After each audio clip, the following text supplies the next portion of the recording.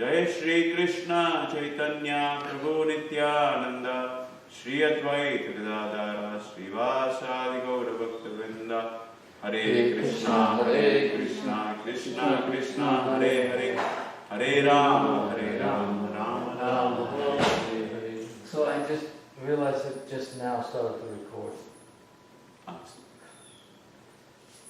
This guy going.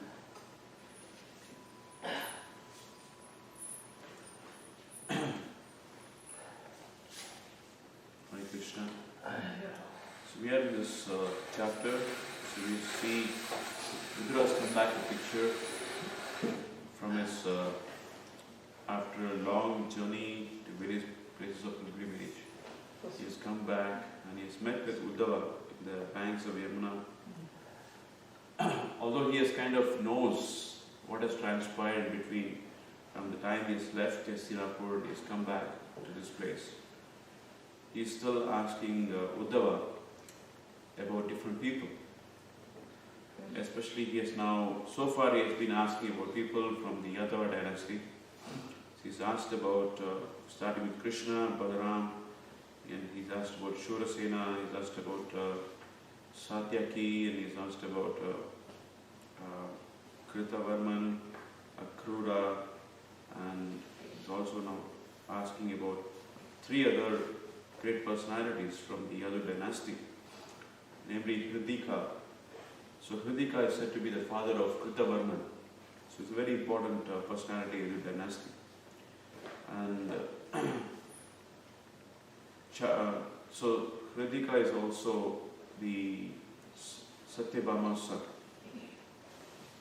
Satyatmaja. Charudeshna. So Charudeshna is the son of Rukmini and Lord Krishna. After Pradyumna is one of the sons of the couple, divine couple. So Gada Adaya.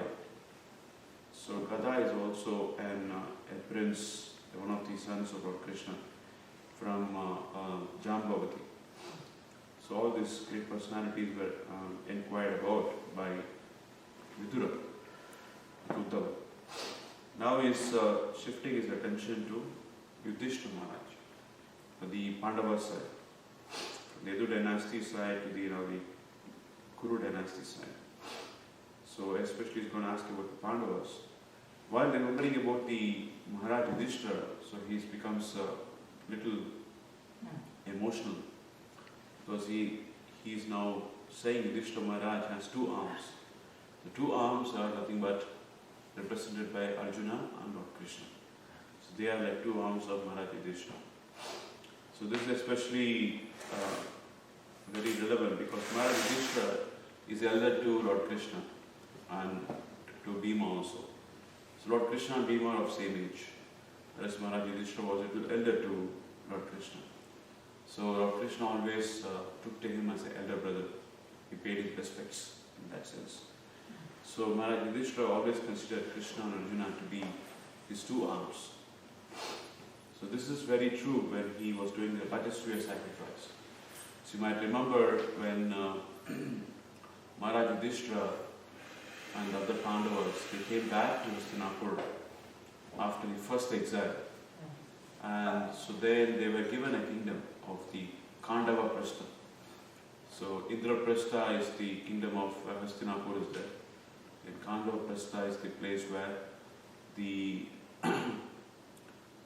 this is a desolated place, it's like a deserted place, which is not good for anything.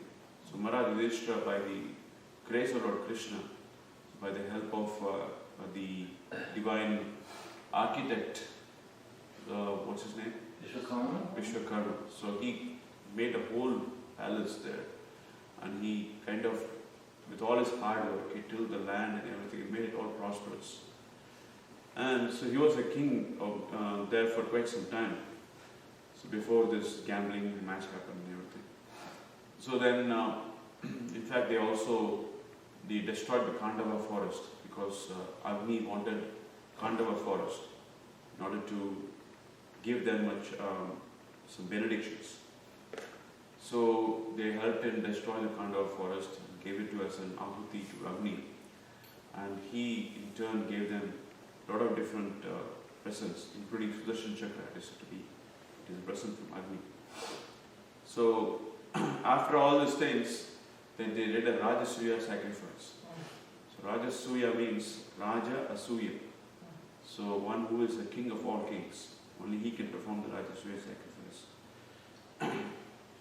So it is to declare that he has a dominion over the entire world, entire earth planet.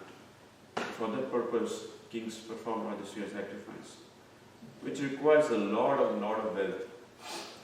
Because it requires, you have to give charity to so many brahmanas. Anybody who comes and asks for any kind of charity, you should be able to give them. So it is almost impossible to do in Kali Yuga. But in Dwapara Yuga, by grace of Lord Krishna, so they did all that. In fact, Yudhishthira Maharaj was asking Lord Krishna, how can this be possible? How can I ever do this? It requires so much amount of wealth. Where am I going to get all of it? Lord Krishna gave some ideas. That there is a place, you can go in the Himalayas, and there's a lot of gold there. And so that is coming to the previous ages. Some sacrifice was made there at that time. And at that time, the person who did the sacrifice, he gave prasad for everybody in gold plate. And all this gold plate was discarded someplace. So Krishna knew that. So Krishna told Arjuna, you can go and get that. So Arjuna went and he got all those plates, all this gold from there. That's why his name is called Dhananjaya. Dhananjaya means one who's got the wealth, one who's won all the wealth for his brother Yudhishthira Maharaj. So that is the speciality. That's why here it is called Lord Krishna and Arjuna are like two arms of Maharaja, Yudhishthira Maharaj. So because he helped in doing the Rajasuya sacrifice. And in the Rajasuya sacrifice, everybody took some service. So including the Kurus, that time, the Kauravas, so they also were helping in the Rajasuya sacrifice. They didn't want to contest against Maharaj Yudhishthira. So they wanted to take part in the Rajasuya sacrifice. And they took different roles. And the Duryodhana was in charge of giving the gifts to everybody, like that everybody was given some service. And Lord Krishna took the service of washing the feet of rishis. So he would put water in their lotus feet and he would wash their feet clean. So the Supreme Personality of Godhead, Lord Krishna, he took such a menial service. So that's beauty. So because of the help from Lord Krishna and Arjuna, the sacrifice was made possible. So that is why here, that is being cited here. And Duryodhana, seeing all these things, how Maharaj Yudhishthira was able to perform this great sacrifice, and he was burning with envy. And seeing all this great palace, and seeing all this wonderful opulences that he had, he was plotting against Yudhishthira Maharaj, how he can get back all these things. So there was already going on in his mind. So then Maharaj Yudhishthira is being asked here, because he is the eldest son of Kunti and Pandu. Of course, the eldest son of Kunti is Karna. So Maharaj Yudhishthira is very special, because Maharaj Yudhishthira is the Dharmena Dharmaha Paripati Setum. So he is the emblem of Dharma. He is the emblem of religion. Because he is none other than Dharmaraj, incarnated as a Shudra. I mean, he was blessed to become a Shudra, so he became Vidura. But the Amsha of Dharmaraj is actually Yudhishthira Maharaj. So when he was born as a son of Kunti and Dharmaraj, actually speaking. So he is none other than an emblem of the religion personified. So that's why Lord Krishna is always the site of Dharma. So in Ramayana, of course, the Supreme Lord himself took the emblem of Dharma. So he was following Dharma all over from the time of his being banished to the forest, and from the time of killing Ravana and coming back to Ayodhya. So he was following Dharma at every step. So that is actually taken in the Mahabharata by Dharmaraj, Yudhishthira Maharaj. So he was following Dharma. He would not ever give up Dharma for any other benefits that he would otherwise get. So that is the speciality of Yudhishthira Maharaj. So, one good example is even if during the first exile, when all the Pandavas, they left the Karnavata forest. So they were put in a building of lac, and they set the building of lac in fire and then escaped. And then they were wandering in the forest. And as they were wandering in the forest, they were all very thirsty. And they were extremely thirsty, they were almost like dying of thirst. So what happened was, the Pandavas, Mother Kunti was also there at that time.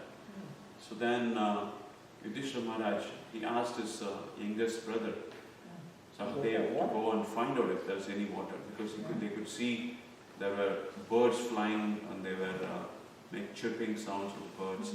So they definitely suspected there must be some water close by. So Sahadeva went in that direction, and then he, for his great satisfaction, he found a big lake, very big lake, very beautiful lake, crystal clear waters. Everything was beautiful about the lake. And then he was going to take some water, collect some water. At first he thought he would quench his thirst first. And then, but what happened was, there was a sound coming from the lake. And it was a personification of the lake, who was guarding the lake, guarding personality, guarding deity of the lake. So he asked him to answer his questions. If he wouldn't answer his questions, then he would not be able to take the water. But Sahadeva had no patience, because he was almost dying of the water, thirst. So he did not relent to that request. He went ahead and drank water, and he was fell down almost lifeless. So this happened for all the Pandavas following him. But when Maharaj Yudhishthira came, he also saw the water, and he also saw all his brothers was lying lifeless. So he was in duality, because he was himself dying of thirst. But he controlled his mind, controlled his thirst, and then he answered all the questions from Yaksha. So that is the beauty, that's the sense control that he has, Yudhishthira Maharaj. Because he's also a Dharmaraj, he knew beyond his life, even if he was going to drop down dead of thirst, he would still not leave up Dharma. So somebody is guarding deity of the lake, so it doesn't belong to him. So he should not be taking the water from the lake. So he definitely, he heeded to his point, and he answered all his questions. And the lecture turned out to be his own father, Dharmaraj, who was asking those questions. So why I'm saying this is because Yudhishthira was always on the side of Dharma. He would never even waver even an inch from Dharma. That is why it is said that his chariot would always remain 4 inches above the ground. Except for one time, it came down. Yeah, because of his piety, it was always 4 inches above the ground. Yes, it did come down once. One time, He was not heeding to Lord Krishna's request to declare that Ashwatthama is dead. Krishna himself wanted him to say that. But he was hesitant about saying that. So that chariot came down 4 inches onto the ground. So the Dharmam Sakshat Bhagavat Pranitam. So real Dharma is following what the Supreme Lord wants. So that he missed the point. And so in fact, even all throughout his life, he was following that Dharma. And then he understood the important point that Dharma means following Krishna's instructions, not just his own conception of what is Dharma. Of course, he cannot be wrong in his own conception, because he is the blessed, especially by Dharmaraj, so he can definitely not be wrong at any point of time. But still, he understood the point that the highest Dharma is to follow Krishna's instructions, and that he understood from that. So even Arjuna was extremely proud of his prowess. So he was at the end of the Mahabharata fight. So Lord Krishna said, do not get down from the chariot. He said you should get down from the chariot first, before he gets down. But Arjuna was very hesitant. Why? What is the difference? If you get down and I get down. So Krishna said, I will show you. Then Arjuna first alighted from the chariot. And then Krishna alighted from the chariot. And immediately the chariot burned down from ashes. So then he realized that it is all because of Krishna.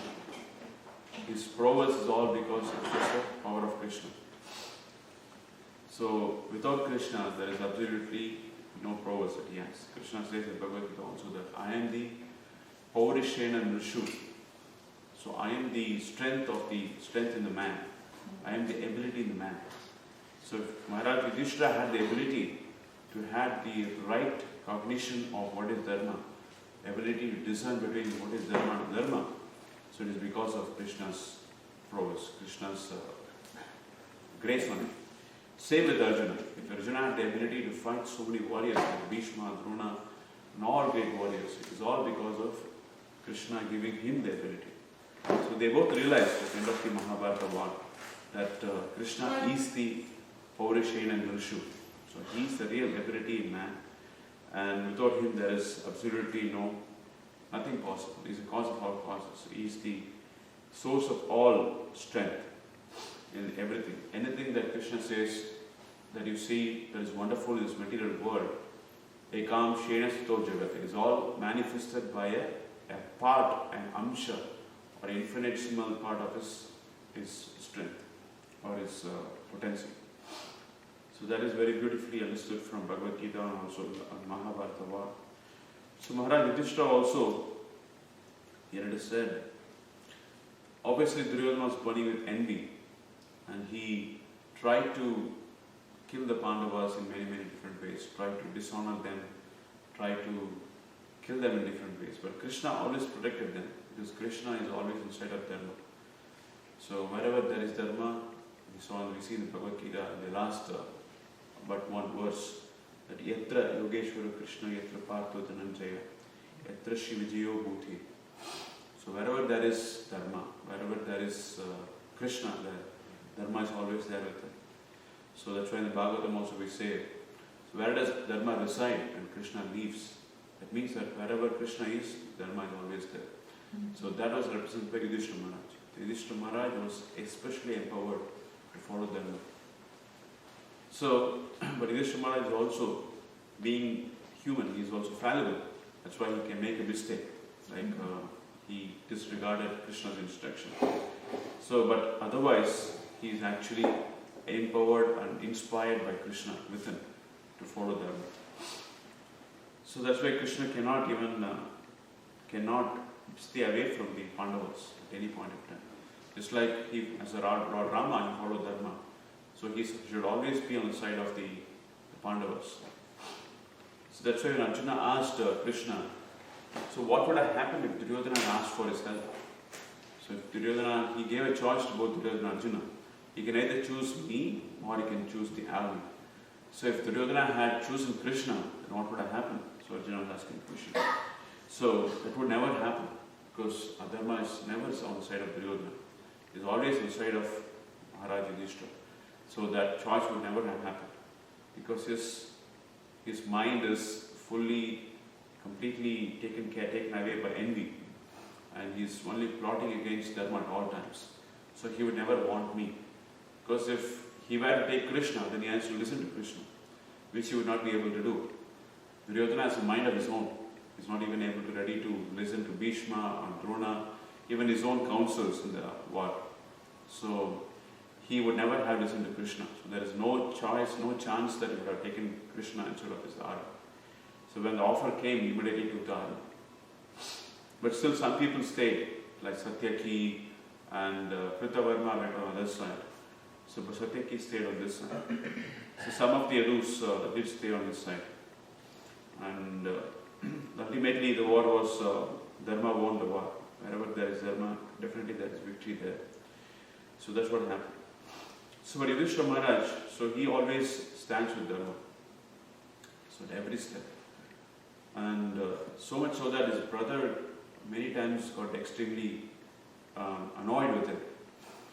Because of his stand on Dharma, many times, like for example, in the forest, when they were banished to the forest, so Duryodhana had come pretty close by, wherever they were camping in the forest. Duryodhana put up a camp there, and he wanted to taunt the Pandavas. And he wanted to show them his opulence and his comfortable situation where he's enjoying his life. He wanted to show that. So what happened in that situation, they were camping almost like in opposite banks of the river. So the Pandavas were on this side and they were in a small hut and they were doing their own cooking, they were doing all those things with their own things, and they were rishis on their side.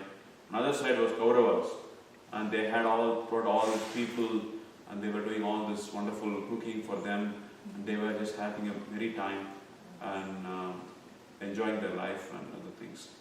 So, but then this happened when, so Duryodhana, so he picked a war with the Gandharvas. So Gandharvas were also coming there, camping there, and he was envious of them, and he wanted to, he misbehaved with one of the women, the Gandharva woman. So immediately the Gandharva king, he came and he imprisoned Duryodhana. So the Pandavas were all watching on the other side, and they were thinking, oh, this is all what Duryodhana deserved. He deserved this, so he needs to get this. But Yudhishthira Maharaj was feeling bad about it. So he was thinking, oh, he's our brother, he's our cousin brother. So if he repents, definitely we should try to help him out. So they sent Arjuna to go and help them. So Arjuna and Yudhishthira, they went and they pleaded with the Gandharva to rescue him, to leave him.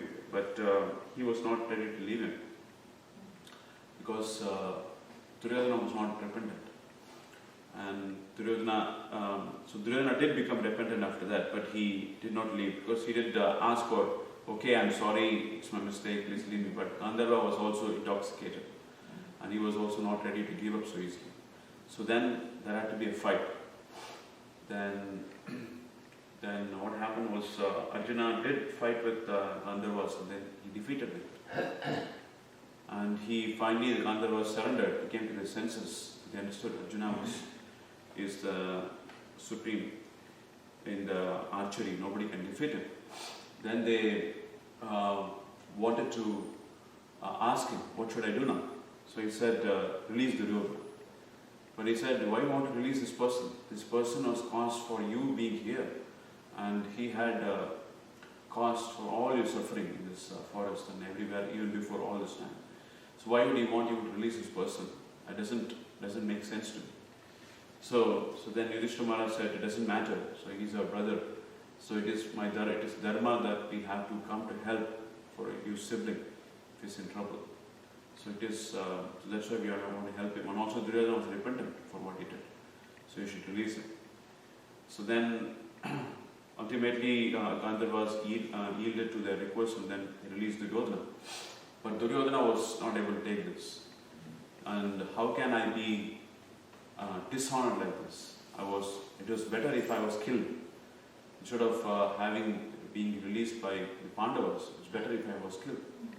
So he was almost going to give up his life. Then he had his friends, Shakuni and Karna, they all came and then they all pacified him. Oh, it's the duty. Yudhishthira Maharaj was our subject. So he was, they are living in our kingdom.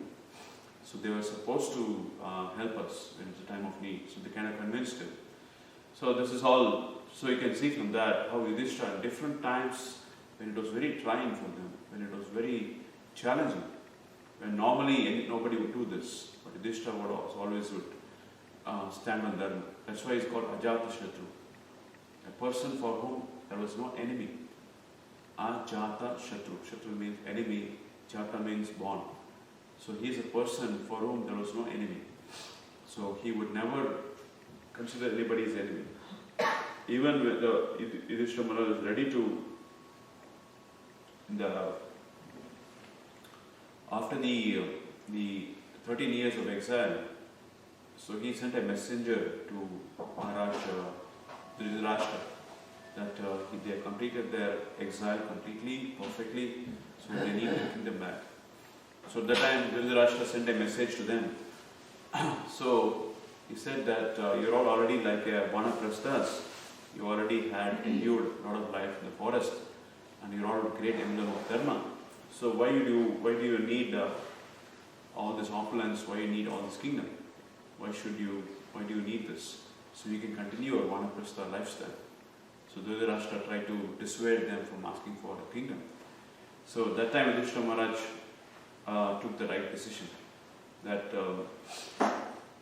as per Krishna's instruction, that they still have to follow dharma, and their dharma is, as Kshatriyas, they have to govern, and they have to make sure dharma is followed everywhere. So that is what they have come for, that is what is the purpose of life. And then King Krishna did kind of clearly give them the instruction.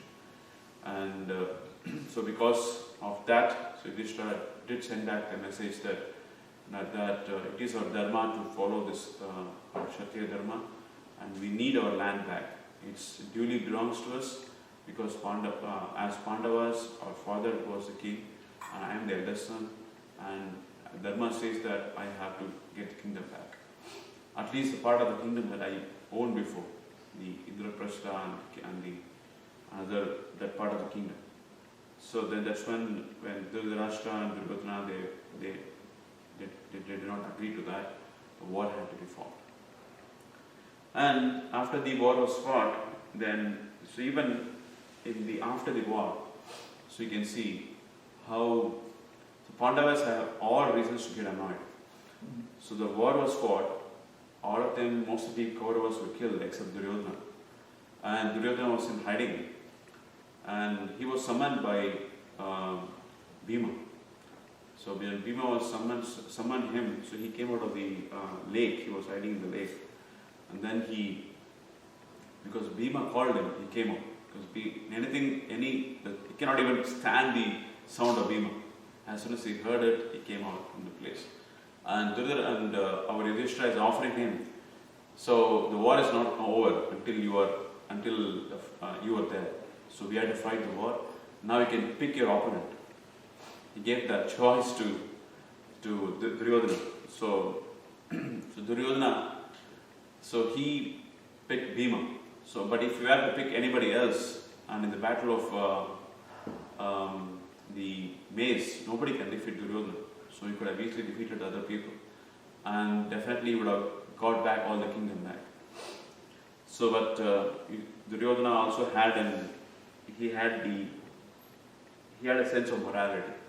So he did not do that. So he did choose to fight with Bhima, and then because he had a vengeance towards Bhima, because he had killed all his brothers, so he thought that he should, with his new power got from his mother, so he thought he can kill Bhima as well. So that is a trick of Maya, illusion. So wherever there is Krishna, there is no choice that anybody can defeat as a person. So then even in that, so we can see how the Pandavas, in each and every stage, they are not in agreement with Yudhishthira at all times, but they still followed Yudhishthira because he is the elder brother, and they knew that Yudhishthira Maharaj is the emblem of dharma. So, but however, Krishna has his own dharma. So whatever Krishna states is the dharma. So Krishna has stated in the beginning of the war, that as long as the opposite party follows dharma, then you should follow dharma. But the moment the opposite party does not follow dharma, they break dharma, then you also should have all the rights to break dharma. So that's when everything broke loose. So once the Abhimanyu was killed in the Chakravyuh, he was caught there, and all the 6 great Adirathi, they all came, they all killed Abhimanyu without having a one-to-one combat. So that they broke the laws at that point. And from then on, Krishna advised them, don't follow dharma. If you follow dharma, then you cannot win the war. So you have to follow what is we already discussed previously, if they don't follow dharma, we are not going to follow dharma. So then many situations like Bhishma falling down, Dronacharya killed, and so many places. Even Karna was not on the chariot. So ideally speaking, he was nihatta, or he was not even having weapons. He should not have been killed. But all of them were killed because all of them were instrumental in killing Abhimanyu. And they were not following dharma when they did that. So they all deserved that kind of killing, including Duryodhana was killed against the law of, or the law governing the fight of mace. You should not be hitting below the waist. So he was also hit below the waist and was killed. So that's the highest dharma. Highest dharma is what? Dharma to sakshat bhagavat pranita. What Lord Krishna says is that. So that is the highest dharma. So, and also, very interesting aspect is when Lord Krishna leaves the planet and all the Pandavas decide to retire. So they all start walking from the kingdom. And all of them keep walking towards the north. And as you can see, as they were walking, everybody starts falling down one by one. So first it is Draupadi falls down, but nobody stops for anybody. Then all the brothers fall down, and it's only Yudhishthira who is left. Then finally he ascends to the heaven. So there Indra is asking. And interesting point is this is according to Mahabharata. As per the Srimad Bhagavatam, so they all go to the spiritual world. So there are two aspects of all the Pandavas. So one is the pure devotee aspect, and other is the representation of the demigods. So they were actually a combination of both. There were two souls in the same body. The one is a spiritual aspect where the Pandavas are eternal associates of Krishna, and there's always a planet in the spiritual world where the Pandavas are there. And there is another aspect of their being the demigods, aspects of demigods. So all what happens is, Mahabharata talks about the aspects of demigods, whereas the Bhagavatam talks about aspects of their spiritual identities as they go back to the spiritual world. So the Mahabharata, they all go up to the heavenly planets, and it so happens that Yudhishthira Maharaj is not allowed in the heavenly planet. So he was first asked to go to the hellish planets. He is given a choice whether he wants to stay in heaven first and then go to hell, or go to hell first and go to heaven. So it is said to be because he did not follow Krishna's instructions at one point. Didn't he also have a problem with the dog? Yes, there was also a dog which followed him. And so the Indra said, no, you cannot come, the dog cannot come here. So he said, but I cannot leave the dog is always followed me. Then Indra said, then you have to go to the hellish planets. You are not allowed here. Then he is ready to go to the hellish planet because he doesn't want to forsake the dog. So he goes to the hellish planets and he sees all his brothers there, they are kind of suffering. So that's an illusory experience. It's not really experience. It's an illusory experience where he sees everybody, all his brothers suffering. And then in no time he comes back to the heavenly planets. But he asks why he has to see the hell before coming to heaven. So he was told that because you do not follow Krishna's instructions. So you have to give an experience of a hell. So that's a very interesting part. But again, those are the material aspect of the Pandavas, the demigod aspects. So they all finally comes back to the heaven, demigods, the amsha of the demigods. But the spiritual identities of them, they go back to the spiritual world.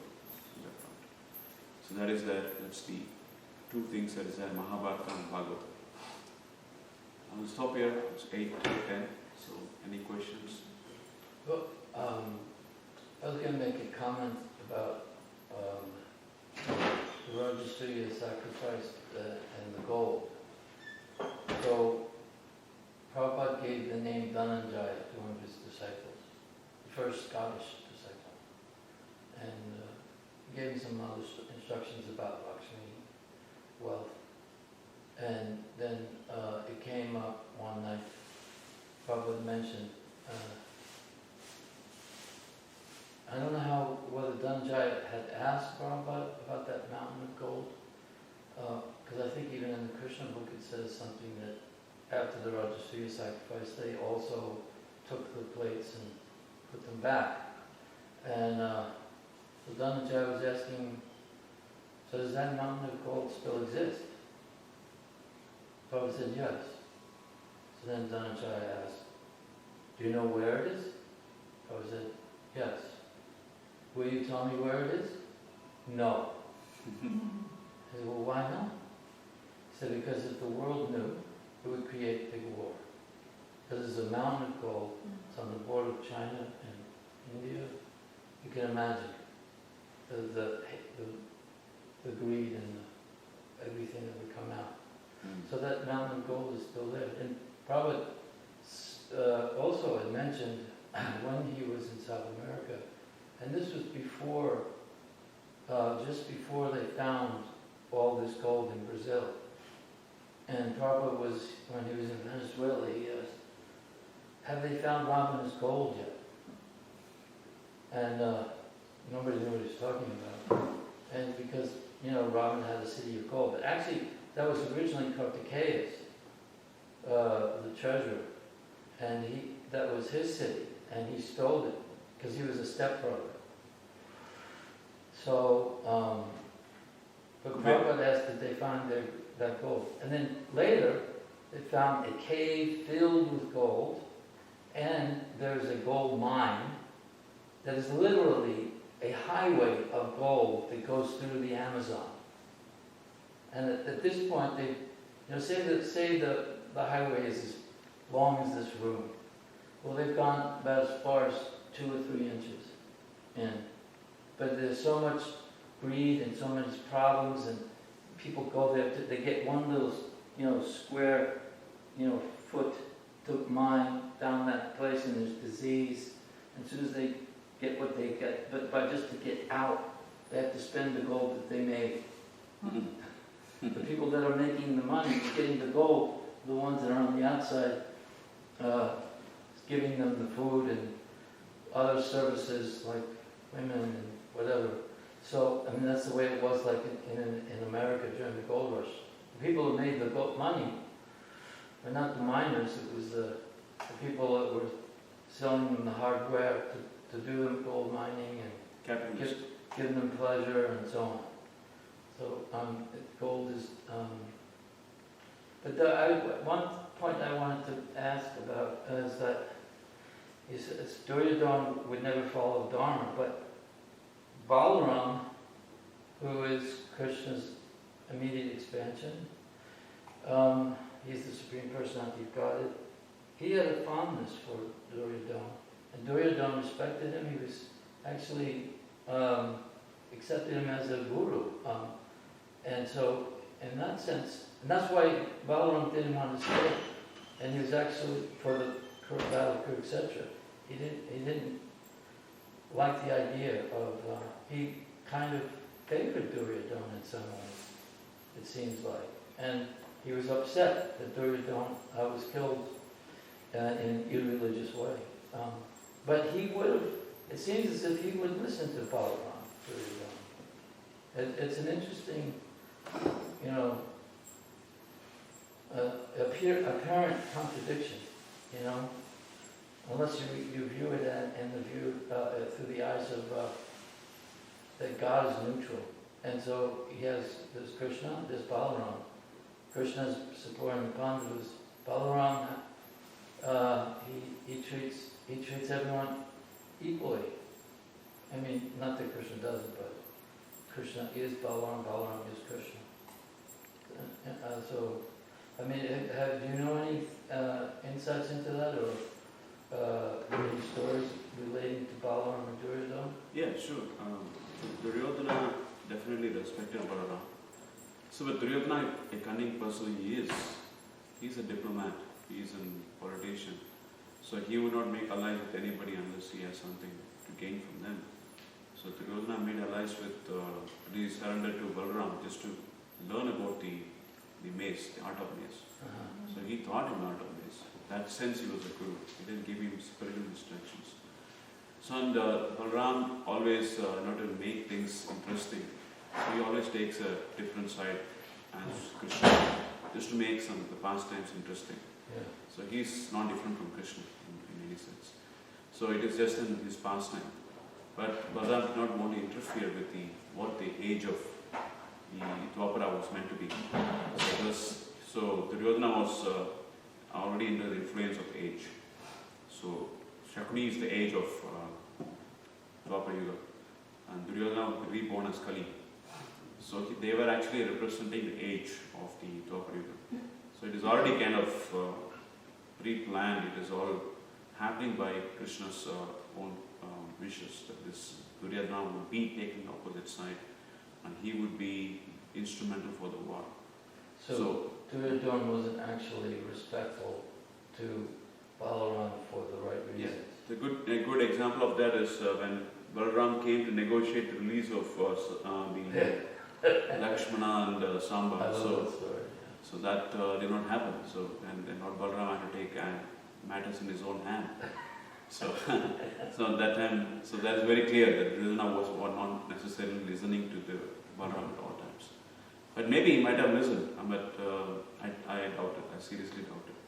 So Duryodhana has his own mind, just like he's a Paka diplomat. So he would see what is in his benefit. And I also, though, what bothers me about like the story you just told about the Gandharva king and Yudhishthira's position, because what they had done to Draupadi, I don't know if Yudhishthira had known yet that Sakuni had, it was what we call in the West loaded dice. The dice was always going to roll the way he wanted, and the fact that Draupadi was treated in that way, and Yudhishthira didn't see that this was not a brother. He had violated something very, very. This went above and beyond.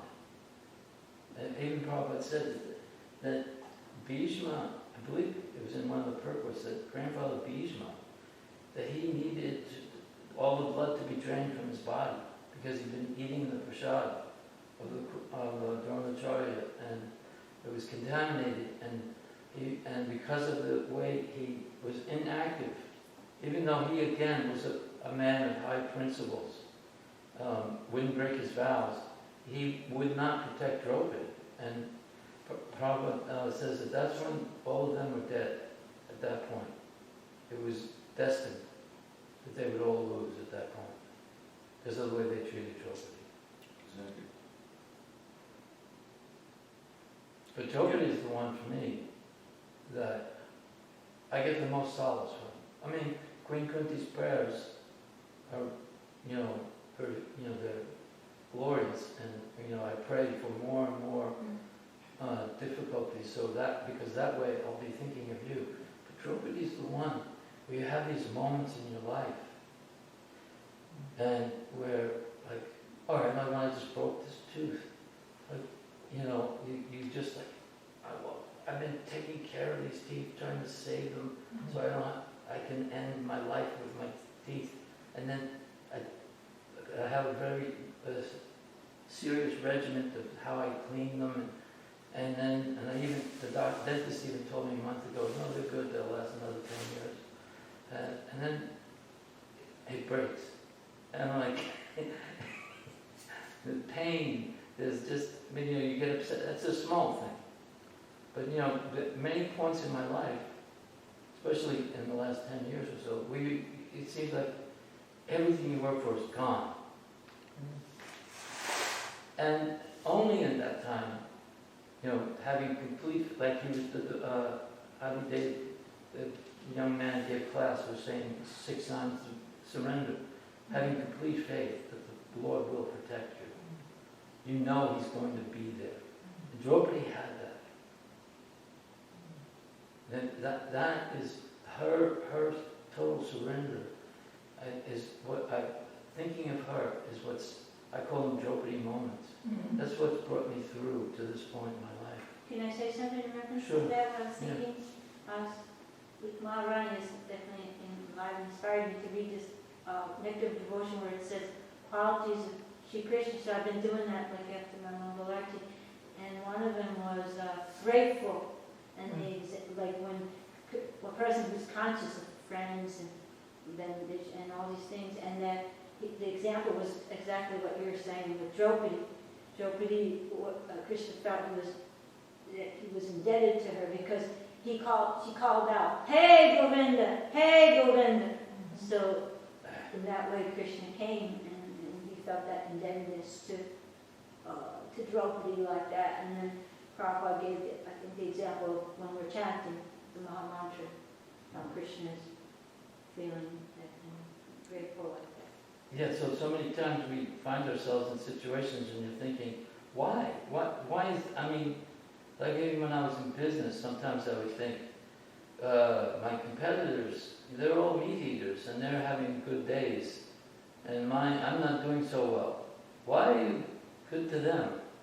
You know, just different things like that. Or why, you know, but it's a forgetfulness that, you know, it's purification.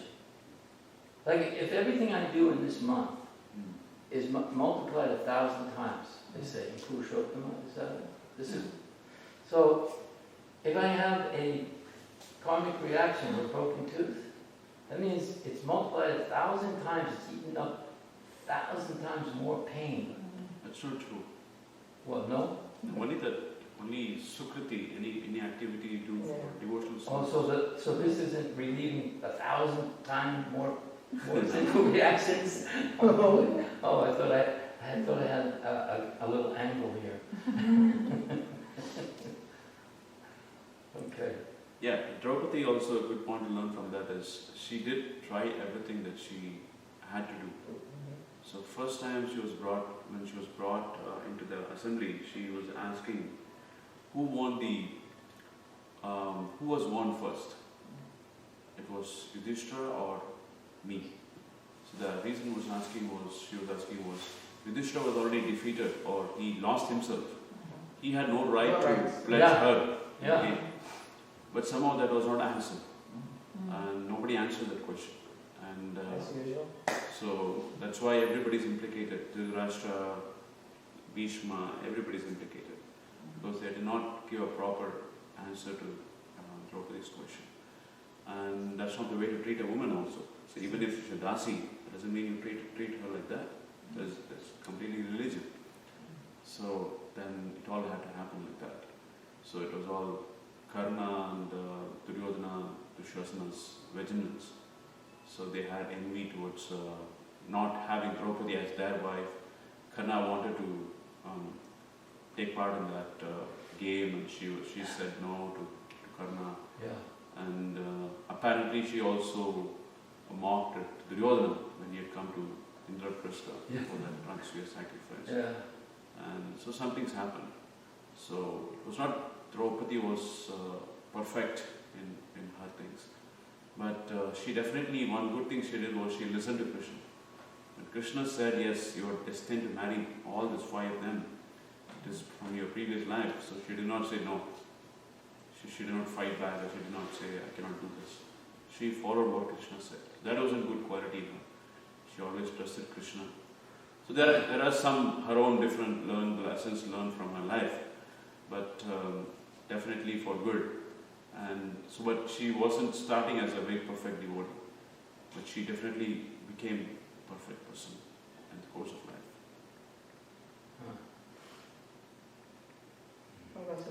Yes, ma'am. It's good that we talk about Bhagavatam, that revives you back all again. Back to what you were saying earlier, when Yudhishthira Maharaj went to that pond, and do you have those 7 questions or 6 questions that he asked? What are the questions he asked? They are very pertainable to humans. You know? I can remember only one. Like I think one of them is like, what is the most illusion of the human beings when they see a dead body? You know. That's the most popular thing. I mean, so what? One of the questions was, what is the most astonishing thing? Yeah, there's so many. One of them is like when you see a dead body, you're thinking, no, that's not going to happen to me. It's only that person. That was one of them. But there are so many others too. The question is not about dead body. The question is about what is the most astonishing thing. Yeah. So for that he answers like that. He says that ahani bhutani gachanti himalayam deshaha stavram ichanti. So seshaha stavram ichanti. So whoever is left, so every moment they are saying somebody or other dying, but whoever is left, they think that I will live forever. So that is the most astonishing thing, he says. One of them. There are so many of them, right? Yeah, there are many other questions. That's just one. You have it there, or you know?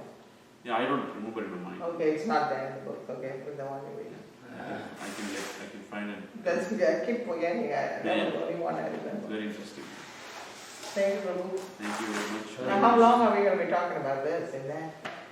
Another 6 verses on Pandavas. And that's it. 5 verses, 5 more verses. And then, Then he's asking about Kunti. Then he's asking about Dhritarashtra. So it's still going That's on. it. Yeah, that's it. Then the chapter is over. Next chapter, the Uddhava speaks. That's it. Okay, that's good. Grantha Srimad Bhagavatam ki jai, Srila Prabhupada ki jai. Right. That's a break, let's go.